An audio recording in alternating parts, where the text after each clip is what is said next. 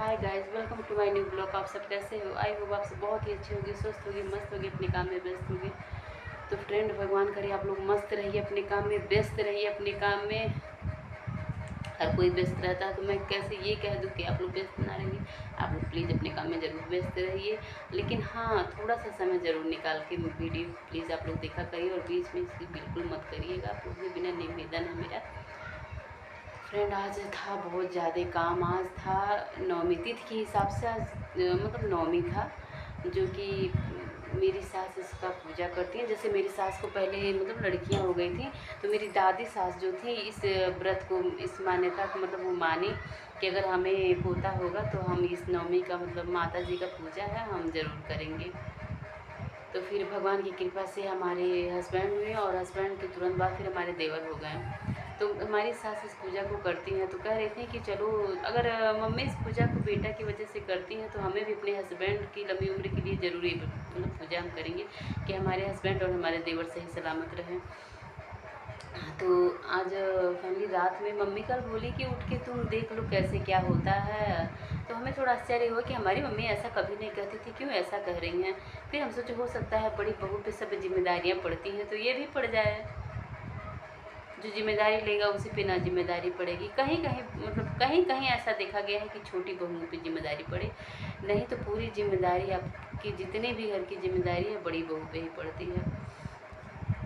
तो पूरा काम धाम मतलब करके, और रात में हम जग गए थे, और रात में जग करके ही बना था खाना। तो उसमें बनता है दाल चावल, और गुड़ वाला होता है बखीर, और हलवा, दाल पूड़ी, ये सब बनता है। तो पूरा बना दिए, फिर मम्मी को बुलाया कि मम्मी आइए, चलिए पूजा करिए। फिर मम्मी पूजा की, उसको हम देखे मम्मी मतलब कैसे होता है। वास्तव में ये तो लगता है ना कि हाँ, पूजा पाठ में शक्ति है। और पूरा जब मतलब खाना पूरा बन गया और मम्मी पूरा पूजा कर ली, तो फिर लाइट थोड़ी देर के लिए हम लोग बंद कर देते हैं। तो लाइट जब बंद हुई तो ये एहसास होता है कि हाँ, मतलब भक्ति में तो शक्ति है ही।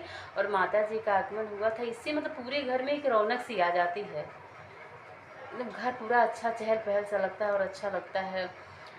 हमारा मानना है, हमें ऐसा लगता है कि मतलब शक्ति में भक्ति है। तो बहुत अच्छा लगा।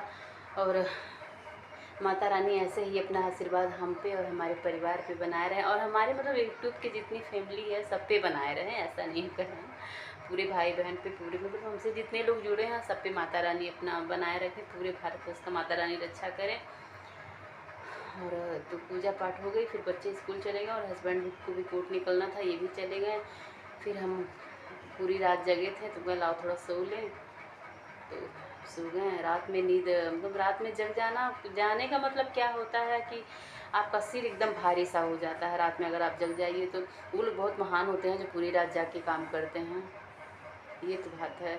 हम औरतें अगर एक दिन जग जाते हैं ना, तो सिर एकदम भारी भारी सा, जैसे लगता है सिर पूरी सिर घूम रही है एकदम से। लेकिन वो लोग तो भाई महान हैं। वो लोग बहुत ही महान हैं जो रात में जग के अपने परिवार के लिए, अपने भाई बहन के लिए, अपने माँ बाप के लिए काम करते हैं। और हम लोग तो घर का काम करते हैं, उतने में जैसे लगता है कितना बड़ा बोझ उठा ले रहे हैं। तो पूजा पाठ हो गया माता रानी का पूरा। उसके बाद मतलब उस गैस को फिर से नहीं जलाया जाता है। हम लोग फिर दूसरे गैस पे हम लोग चाय, सुबह उठते हैं तो दूसरे गैस पे चाय बनाते हैं, उस गैस पे नहीं बनाते हैं। क्योंकि मतलब उसका बासी मतलब ऐसा हो मान्यता है कि उसे कहा जाता है नवमी मतलब जो रात में पूजा जिया रहता है, उसको एक दो टाइम उस गैस पे ना बनाया जाए, बाद में ही बनाया जाए। तो हम लोग फिर बाद में दूसरे गैस पे उसको उठे हैं, तो फिर चाय दूसरे पे बनाए, वो अभी भी वैसे ही है। अभी हम एक आध घंटा और हो जाएगा तो फिर उस गैस को मतलब वहाँ से हटाएंगे, सब करेंगे। अभी हमारी माता रानी आई हुई थी, तो इसलिए माता रानी को कुछ देर वहाँ बैठा दिए हैं कि माता रानी आप हमारे किचन का देखभाल करिए, और हमारे किचन के मतलब भंडारे को ऐसे ही भरे रहिए, ऐसे ही मतलब हम लोग को निरोग रखे रहिए, और हमारे मतलब हमारे परिवार के ऊपर अपनी दया दृष्टि ऐसे ही बनाए रखिए माता रानी।